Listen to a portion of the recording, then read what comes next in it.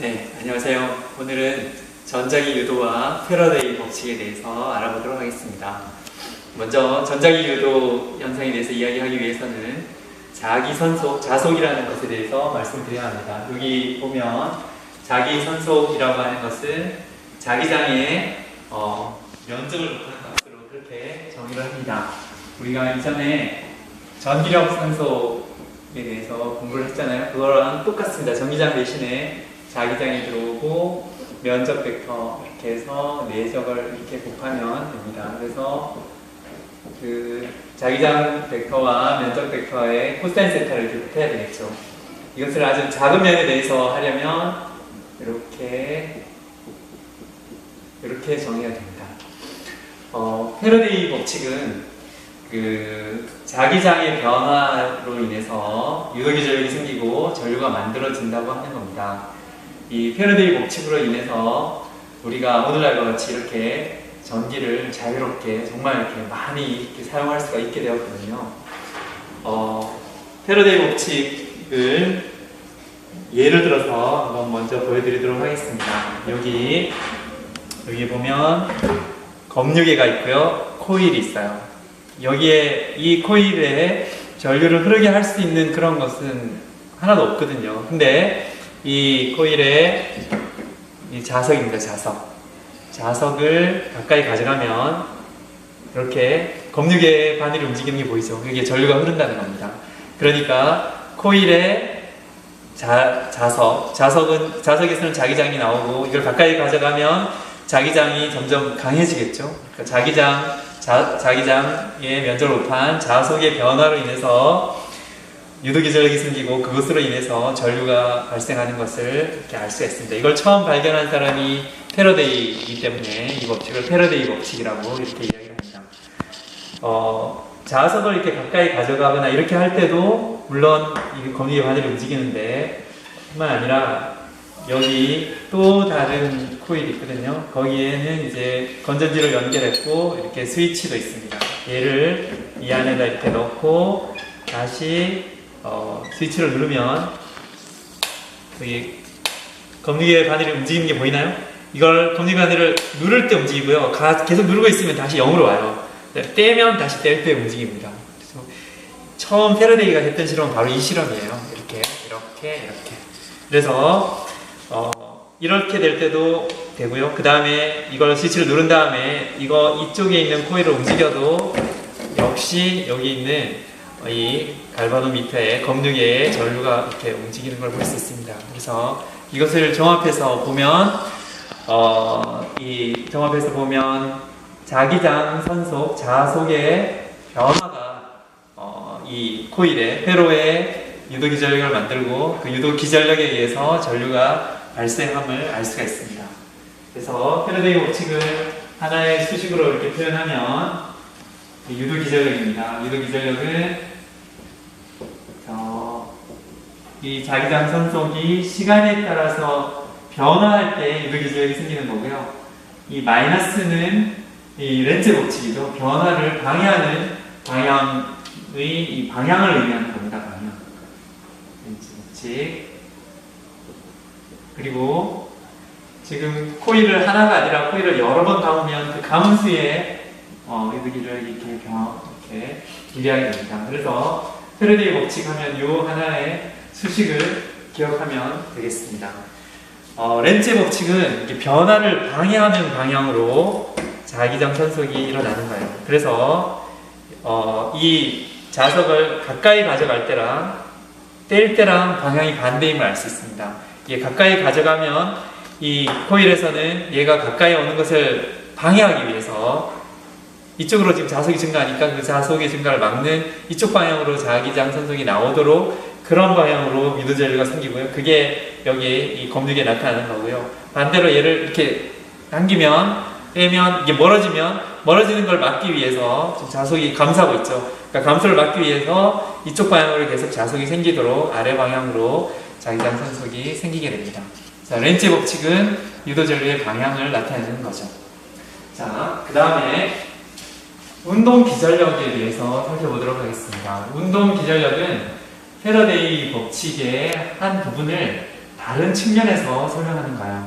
그래서 이 수식으로 대부분의 전자기 유도 현상을 다 이렇게 설명하고 계산도 할 수 있지만 때에 따라서는 저 수식으로 조금 이렇게 불충분한 잘 되지 않는 그런 경우도 있거든요. 그래서 운동 기전력에 대해서도 잘 이해하시면 좋을 것 같습니다. 자, 여기 이게 도체입니다. 도체. 금속 막대고요. 여기 자기장이 계속 들어가는 방향으로 있어요. 이 금속 막대를 누군가 이렇게 손으로 잡고 이렇게 이쪽으로 이렇게 일정한 속도로 이렇게 당깁니다. 얘를 이렇게 당기면 도체 막대 안에는 자유전자들이 많이 있어요. 그렇죠? 자유전자들이 많이 있습니다. 그러면 얘를 이렇게 당기면 이 자유전자들은 어떤 힘을 받을까요? 자기장이 이렇게 되고 이렇게 가면 전자들이 이렇게 가니까 전류가 저쪽 방향으로 흐르는 거고, 그러면 아래 방향으로 이렇게 아래 방향으로 자기력을 받습니다.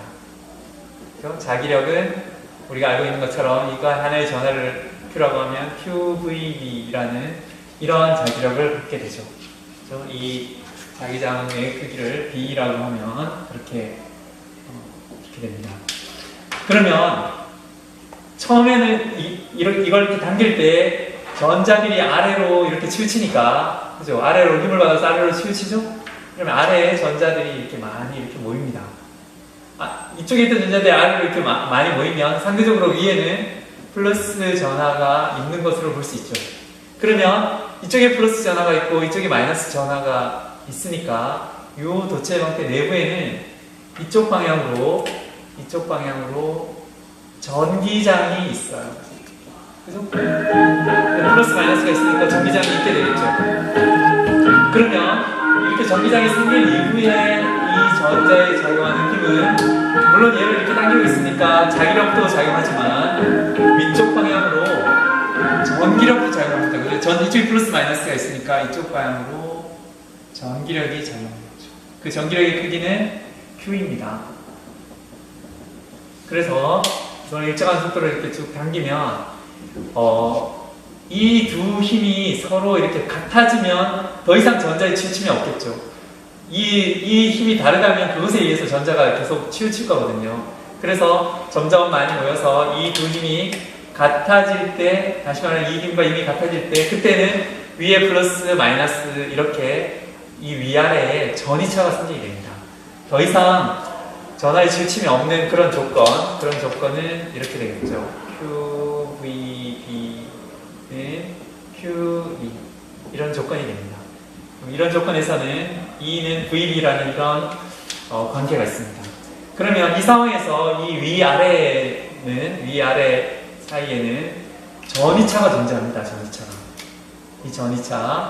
이 전이차를 델타 V라고 하면요, 델타 V는 전이차는 우리가 알고 있는 것처럼 V는 ED, 그러니까 이 막대의 길이를 L이라고 해봅시다. 그러면 EL 이렇게 되겠죠. 여기에서 E는 VB니까 V, B, L 이렇게 됩니다. VBL. 그러니까 이 부채 막대를 이쪽으로 일정한 속도로 이렇게 당기면 이 양쪽에 VBL 크기의 전이차가 생기는 거거든요. 이쪽이 플러스, 이쪽이 마이너스 전압이 높고 전압이 낮습니다. 그러면 이제 얘를 이렇게 당기면서 여기에 이렇게 레일을 하고 여기에 이렇게 저항을 이렇게 달아보겠습니다. 그러면 사실은 이 회로에 건전지가 없잖아요. 근데 얘를 이렇게 당기면 이것이 마치 유도기전력, 건전지와 같은 역할을 해서 전류를 이 방향으로 전류를 흐르게 합니다. 이게 유도전류죠. 유도기전력 VBL 되는 것은 그러니까 페레이 법칙을 통해서도 얘가 이렇게 된다는 것을 보일 수 있거든요. 동일한 결과입니다. 그래서 도체가 이렇게 운동할 때 이 도체가 운동하는 것은 우리가 이런 거 아시죠? 이런 거. 이 저항이 R이고요. 이게 건전지의 기전력 E예요. 그러면 이 건전지에 의해서 얘가 여기 흐르는 전류는 I는 R분의 E 이렇게 되잖아요. 그런 것처럼 여기에서 이 운동하는 도체가 마치 이 건전지 역할을 하는 거죠. 그러니까 이것이 유도기전력의 역할을 하는 것입니다. 이것을 특히 운동기전력이라고 부릅니다. 운동하는 도체에서 생기는 기전력, 운동기전력, 얘를 E라고 이렇게 부릅니다. 그래서 이것을 이용해서 우리가 여러 가지 물리 현상들을 또 이렇게 설명할 수가 있습니다. 이제 수업 시간에는 패러데이의 법칙이 우리 일상생활에서 어디에 응용되고 있는지, 우리 주변에서 볼 수 있는 그런 현상들을 패러데이 법칙을 이용해서 설명하는 그런 문제들을 같이 토론해 보도록 하겠습니다.